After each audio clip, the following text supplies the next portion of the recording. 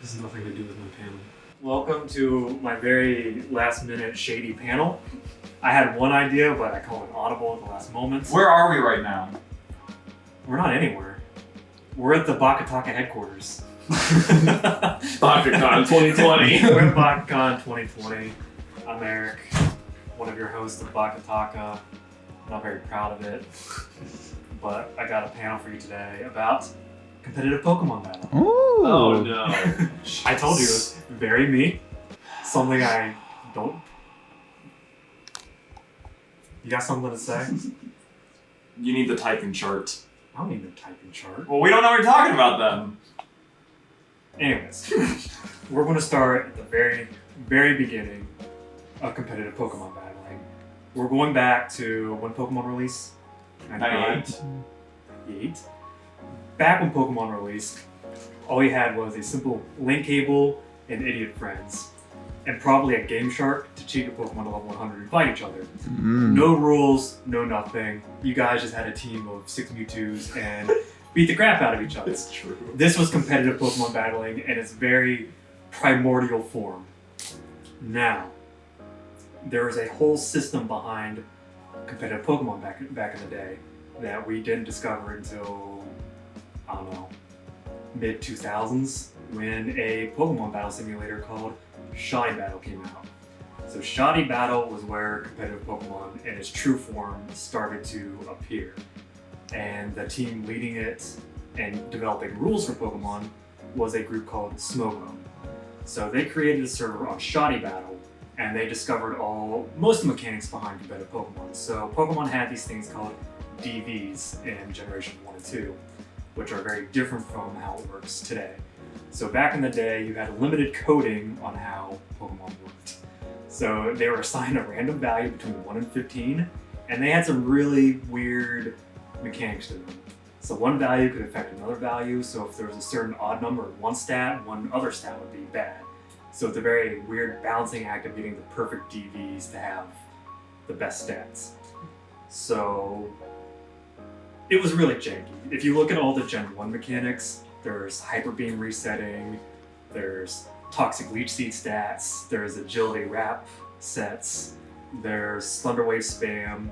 There's a lot of BS, and a lot of people really didn't play fair. So like I said, this is where Smogon stepped in. They introduced things like Sleep Clause, Species Clause, and various other rules to give a very competitive sense. So you get into a battle, you have all these rules, and then people still found ways to break it. So then they had to me. So there are other ways you had to reevaluate how you assign competitive stats. So you have different tiers that Pokemon started falling into. So it wasn't just like, hey, I want a team of this 6, now I can only have a team of 6 different things, but now I can't use my favorite stuff because this is too broken, this isn't broken enough, why can't I have all these things? So that's when people started to divide in communities, and this is where other battle simulators started showing up. So when Shoddy Battle was going, there was also another battle simulator called Net Battle. But Smogon made a server on there, and people still battled under the same rules. So people hated each other, but they still played under the same rules. People in the Pokemon community are really dumb. Don't worry about it. But they had very similar rules, I guess, not different rules. So Shoddy Battle, Net Battle had their certain lifespans up until Gen 2. Specifically Gen 3 is where everything started picking up. This is where competitive battle actually found its true sense of being a competitive battle. Smogon finally got its rule set finalized, people finally figured out how not to be degenerates, everybody settled on one server, we got into the Net Battle server. Smogon rules, the tiers were finalized, we had Uber, OU, UU, and that was it. And this is where competitive battling, in a sense, for 6v6 singles was in its very primordial true form. This is where it finally developed. Now, Pokemon Company. Chase? Jeff sent me a text. Jeff did send a text, I got it. It's a picture of me from like minutes ago. It was finally established a 6v6 single OU metagame in its true sense. You can't sleep more than one Pokemon. You can't have Pokemon of the same species, so you can't have 2 Mewtwo's on the same team. And suicide clause was put in, so you can't explode your last Pokemon and cause a draw. You automatically lose. And various other rules were put in, but these were the main ones to give a competitive fairness. Now, Gen 4. This is where the physical special split came in. This is where Pokemon developed further. TCPI stepped in, was like, we want to get in on competitive Pokemon. TCPI? TPCI, the Pokemon Company International. Oh, okay. Yeah. We thought you meant like the internet. We thought you meant like the internet No, protocol. TPCI, the Pokemon Company International. They stepped in because they had... Really? In Gen 4? Yeah, Gen 4, 2009. Holy cow. Gen 4 is Diamond Pearl, right? Yes. Yeah. Okay, just make I didn't realize it was that long ago. Yeah, Diamond and Pearl, TPCI stepped in because they had their World Championship circuit. Yeah. But their circuit at the time was only the trading card game. Yeah. How long did the trading card game? A while, but they Yeah, might have I been know, pushing to since the first coast. gen? Yeah. Since almost as long as the Yeah. series has been. But around. TPCI had rights to that. They made their World Champion circuit, which was just the card game at the time. But then they're like, well, we have a battle system on our games. Let's develop this. So everybody was like, oh, great. Smogon, we can finally maybe work with them. We'll have this great, 6v6 battle system going on. TPCI gave out the rule set, and they're like, we don't want our battles to take a ton of time. Different rule set. Pokemon level 50, 2v2 battle. You bring 6 Pokemon, choose 4. Everybody was like, what the hell is this? They also didn't have a tiering system within their Pokemon. TPCR was like, pretty much the only rules are anything goes unless we put stipulations on it. So they have different seasons that go through the as you play. So it's basically at points just like everything you can catch within the game, barring these certain Pokemon, and then after a while it's just anything goes. So first you get these funny strategies that just really weak Pokemon battling it out, and then by the end of the season you have Dialgas and Palkias and Kyogres and Mewtwo's, just titans on the field. And that's where TPCI decided to take it. So this caused a divide in the community. So Smogon at this time was like, well, you don't want to work with us, we're going to develop our own thing. So they kept developing their own thing, they went their own way. They dropped Net Battle at this time, they dropped Shoddy Battle. They made 2 different servers of Pokemon Online and Pokemon Showdown. And we've come today to Pokemon Showdown being the main server. It's a pretty well-defined battle simulator. It's been going since Gen 5, which is black and white. And people make a living off of this now. You have big YouTubers nowadays like Blunder, PokeMD. Basically, it's gotten to a point where content creators can get on and make a team, get teams to the community, and make a battle video and be like, hey, check out this team, do this. But the way competitive has gone since TPCI split off, Smogon split off, they've basically caused more divides within other communities. So like, well, how can we make it even more different? So we spawned new ideas called draft leagues.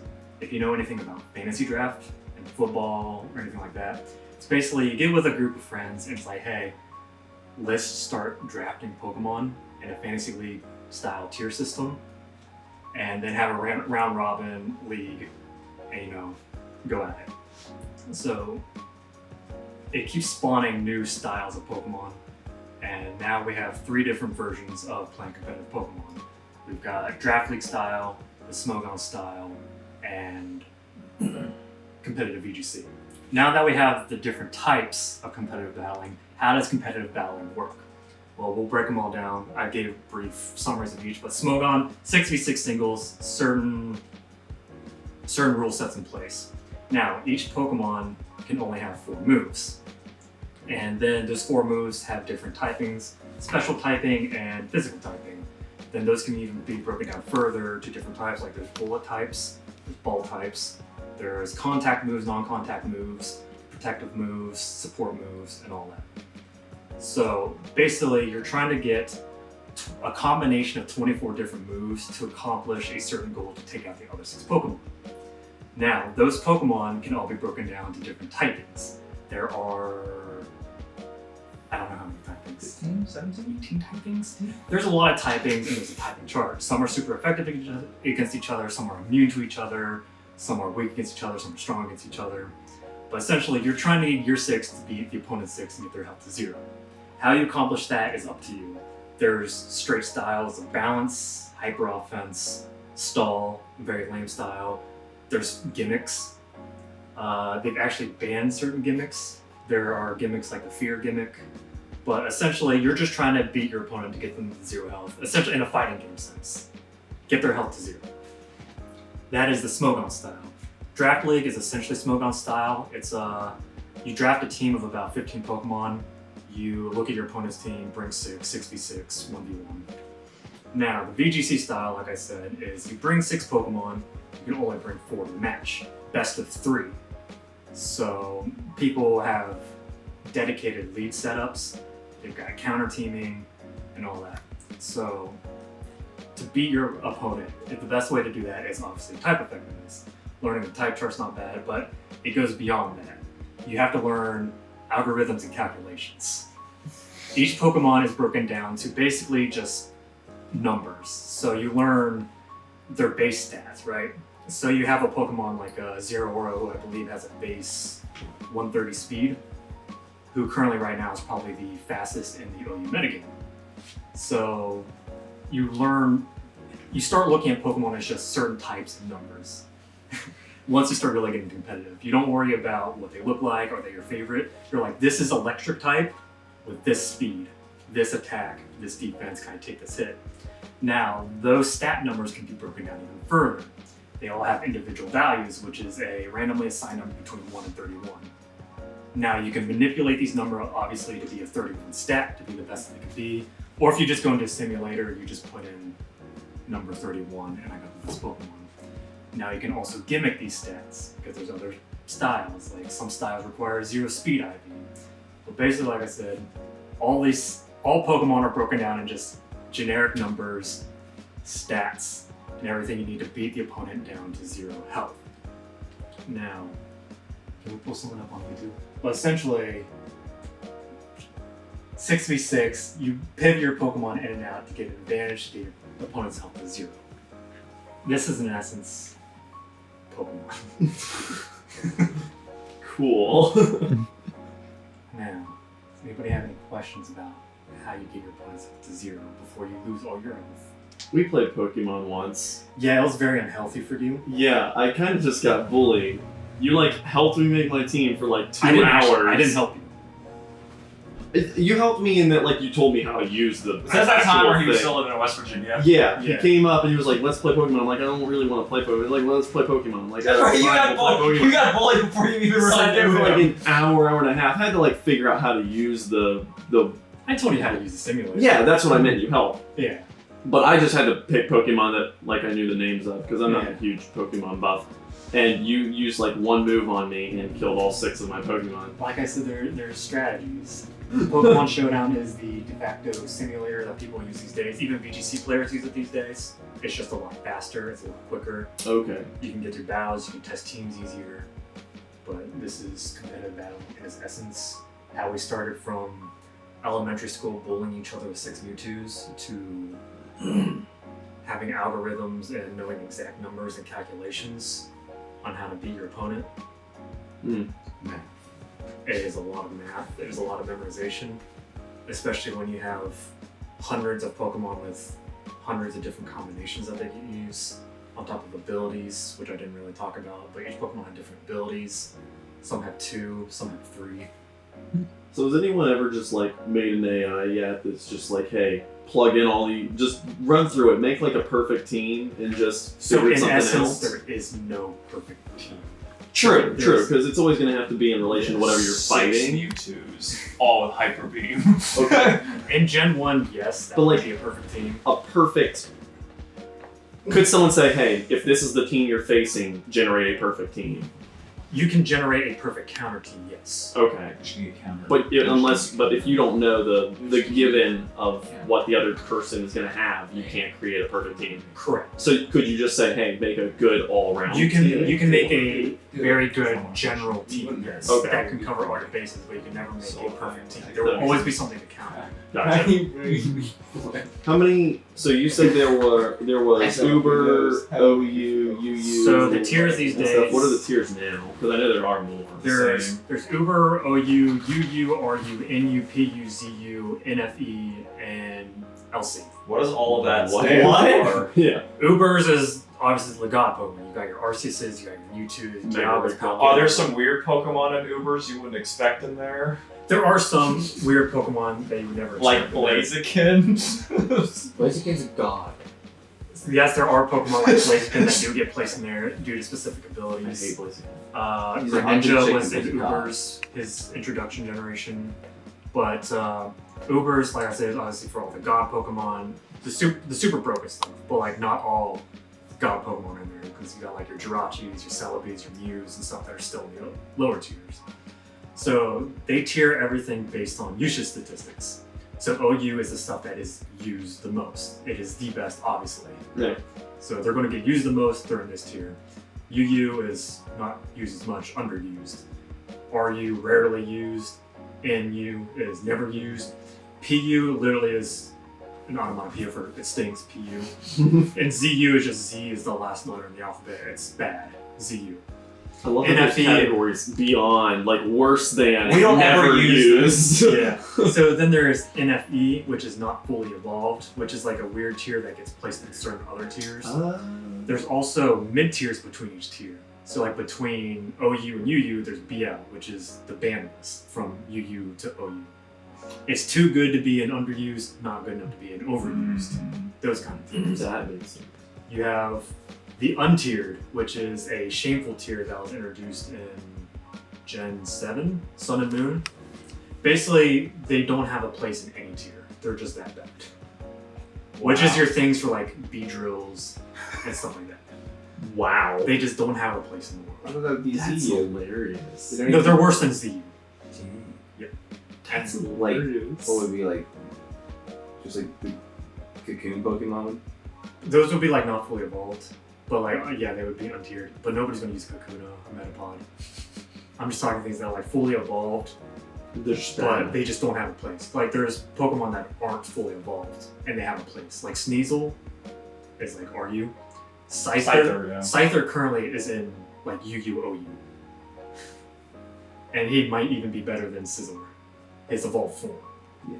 Chansey has always generally been better than Blissey. her evolved form, but Blissey is making a return to be better. It's just everything shifts between each game and each meta. And then the last tier is Little Cup, which is literally all the baby Pokemon at level 5. I like. So it's a lot of just high-powered hits going at each other, taking out 20 health. And it's also a way different tiers Just because pound. it's just different Pokemon are super good. Like Rapidash is really good in Little Cup and stuff like that. So there's things you wouldn't expect to be good are really good. But there's a tier for everybody. If your favorite Pokemon's in a certain tier, you could just play that tier. Like Where's Ditto? Ditto's OU. Really? Yeah. When Sword and Shield was released, Ditto was the best Pokemon in the tier. But then Smogon banned Dynamaxing, and then Ditto fell off the face of the earth. Dynamaxing is too powerful. It's pretty ridiculous. And it's the only time a gimmick has ever been banned. Because Mega Evolutions were allowed, Z moves were allowed, but Dynamaxing was banned due to its sheer overpoweredness. And that is competitive battling in a nutshell. A lot of people like to compare it to chess. It's nothing like chess.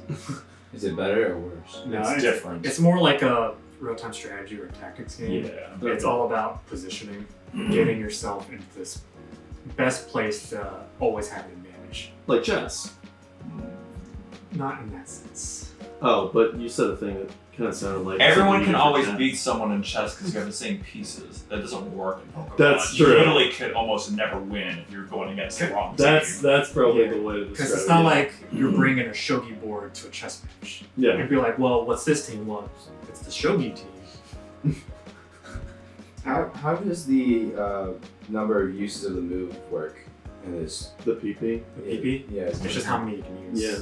Yeah. So if, it you, doesn't if you have 24 uses, you can That's use the them 24 whole- times. Then also, you mentioned Hyper Beam resetting before. Yeah. Where Bang, like, did one, how is that? So basically, in Generation 1, the whole meta in Generation 1 is all about killing the ghost types, killing Rhydon, Mhm. and killing certain Pokemon so you can just spam Hyper Beam. So Hyper Beam in Generation 1, if you make a Pokemon faint, You don't have to do you don't have to reset time. recharge. So when you use Hyper Beam normally, there's a turn of recharge. Yeah. If you make a Pokemon faint, You don't have to have to do that. And you can I generally did one not know shot. that was You can ever a generally, if you thing. have the right Pokemon, you can generally one shot almost anything with Hyper Beam. I did not know that that was a Yes. mechanic in Gen 1. So one of the metas of Gen Yeah. 1 is basing a team around Tauros. So Tauros is a normal type Mhm. who has really high attack. Hyper Beam in Generation 1 is a physical attack.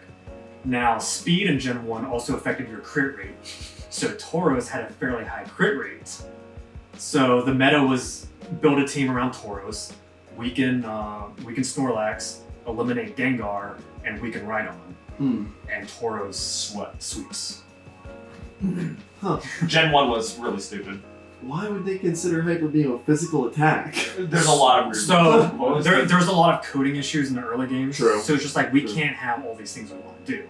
Okay. So it's like here's physical, here's special. Yeah. So basically, the good way to remember it is all the evolutions are special. Mm. So water, fire, electric, dark, psychic, Grass. not fairy, but grass and Ice. ice are all special moves in the first 3 generations. What was the best generation for the competitive? Every generation is the best generation for Oh. competitive. A lot of people will say different things. A lot of people, Third a lot of gen, the older Hoenn. battlers will say Gen 4 is their favorites. Hoenn. Once you got the Gen splits. 3. Gen 4 is Sinnoh. Hoenn. Gen 3. Best gen. Mm, Yes. Can't say. Maybe not for I didn't competitive. battle 3, but my personal favorite is 5. And then VGC is obviously a lot different too, Yeah. because it's certain seasons have broken it down to different play styles. So a lot of people don't like Gen 6 because of chalk. A lot of people like Gen 4 because there's just like exploding Metagross and things like that. So everybody has different favorites. A lot of people like Gen 2 because it was the Snorlax meta and the Scar and Bliss meta.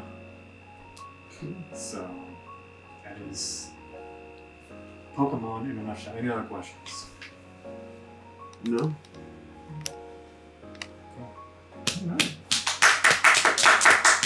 Hoppa!